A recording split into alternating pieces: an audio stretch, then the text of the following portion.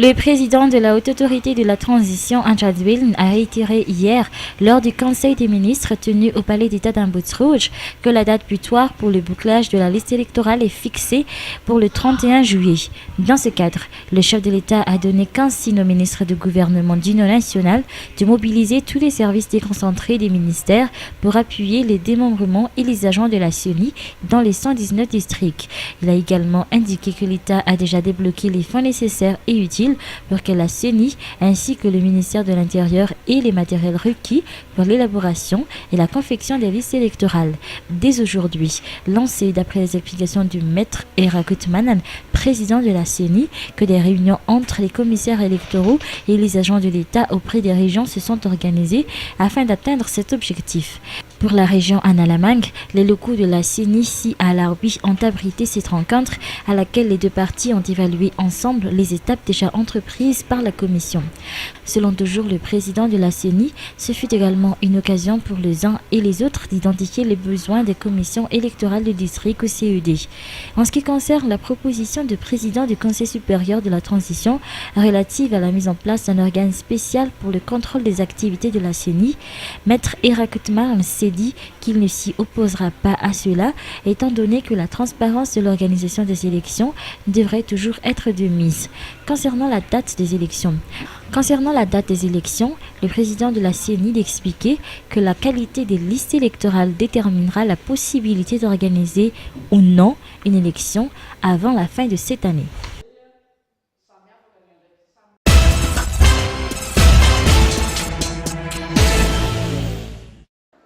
10 ans après la ratification de la résolution 182 adoptée au sein de l'ONU relative à la lutte contre le travail des enfants, plus de 15 000 enfants actuellement ont pu être libérés du joug du travail dans la Grande Île grâce à la réalisation de projets et à la concrétisation d'initiatives œuvrant dans ce sens, tel le projet Tackle financé par l'Union européenne. Au mois d'avril de cette année, plus de 1200 enfants ont été affranchis de l'emprise du travail.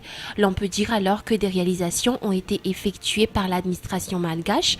Beaucoup reste pourtant à faire.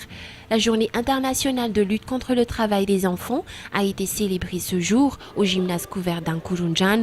Plusieurs personnalités étatiques ont marqué leur présence à la cérémonie, entre autres quelques membres du gouvernement, quelques représentants d'associations et d'organisations en faveur des droits de l'enfant.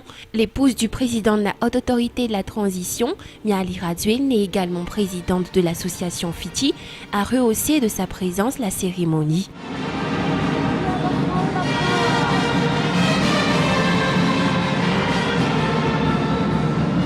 Durant son allocution, Miali Raduel a rappelé aux milliers d'enfants présents à la célébration leurs droits fondamentaux. Elle a par la même occasion encouragé ses enfants à savoir dire non au travail indécent. Le travail des enfants touche bon nombre de pays dans le monde et Madagascar n'en est pas épargné. Toutefois, la Grande Île figure parmi les pays qui luttent d'une manière concrète au travail des enfants. Parmi les mesures fixées par les différentes conventions internationales en faveur des droits de l'enfant que Madagascar a pris, la mise en place d'un comité national de lutte contre le travail des enfants ou CNLCTE. Il s'agit d'un comité mis en place en 2005. Le ministère de l'Éducation nationale, Jean-Jacques Rabenigine, a rappelé les mesures que son département a entamées et qui sont encore en cours d'exécution, entre autres la mise en application de l'éducation pour tous, la sensibilisation des parents, l'intégration du programme lutte contre le travail des enfants dans le programme scolaire et également dans les formations pédagogiques. Le ministre des Fonctions publiques, du Travail et des Lois sociales a pour sa part rappelé que des sanctions seront prochainement prévues à l'encontre des initiateurs et auteurs du travail des enfants dans la Grande Île. La célébration de la Journée internationale de lutte contre le travail des enfants ce jour a été également marquée par diverses animations destinées aux enfants.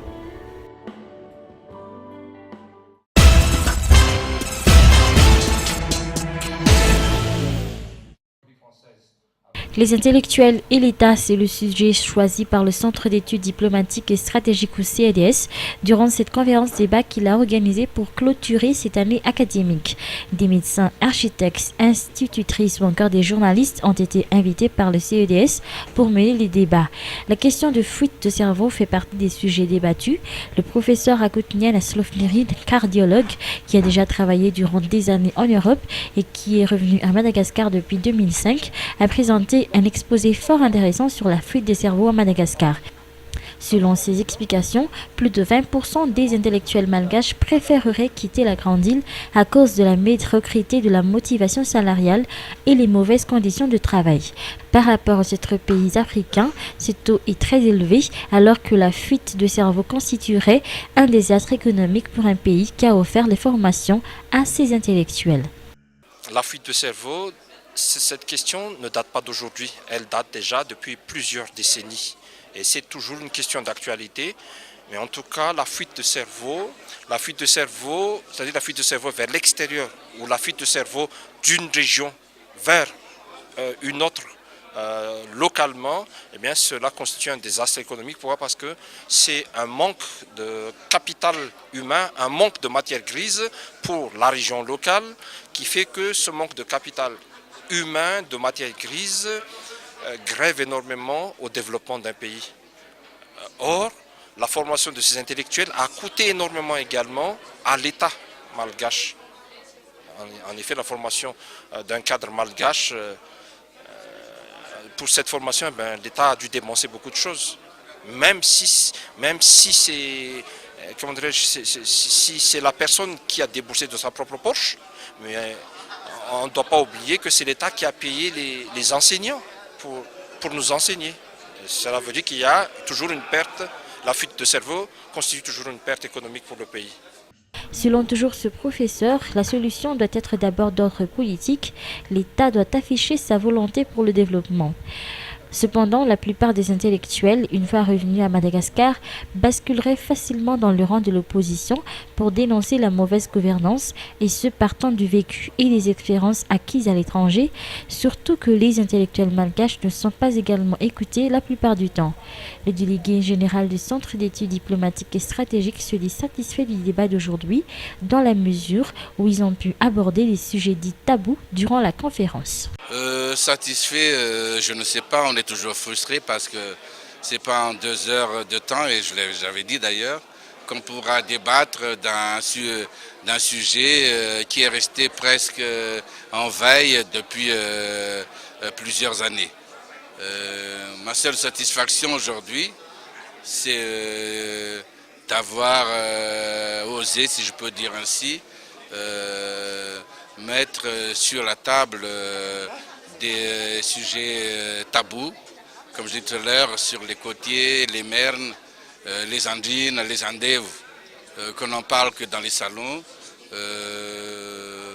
ou même aussi les problèmes de différence entre ceux qui ont étudié ou ceux qui n'ont pas étudié, ceux qui sont arrivés au pouvoir par un appui quelconque, un soutien ou de la famille, et sans avoir étudié. Voilà donc ma satisfaction aujourd'hui, c'est d'avoir pu faire sortir ce problème pendant cette conférence.